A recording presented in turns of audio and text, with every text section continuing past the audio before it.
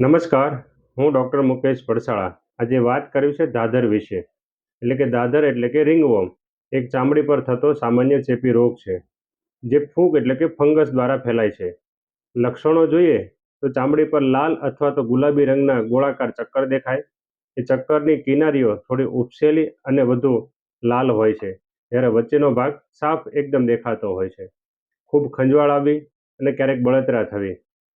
ચામડી સૂકી થઈને ભીંગડા પણ ઉખડવા લાગતા હોય છે. આ બધા જ લક્ષણો દાદરના છે. દાદર થવાના મુખ્ય કારણો જોઈએ તો ભેજવાળું અને પરસેવો વધારે થવો, આવા ભાગમાં દાદર થતી હોય છે. દાદરવાળી વ્યક્તિના જો તમે કપડાં, ટુવાલનો ઉપયોગ કરો તો પણ તમને દાદર થઈ શકે છે. હવા ઉજાસ ન મળે તેવા ટાઈટ કપડાં પહેરવાથી પણ દાદર થતી હોય છે.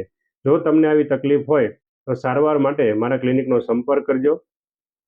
નિજાનંદ ક્લિનિક, B6 ખોડિયારનગર, સાગરપુણા ગામ રોડ, સુરત. મારો મોબાઈલ નંબર છે 9825664805. ધન્યવાદ.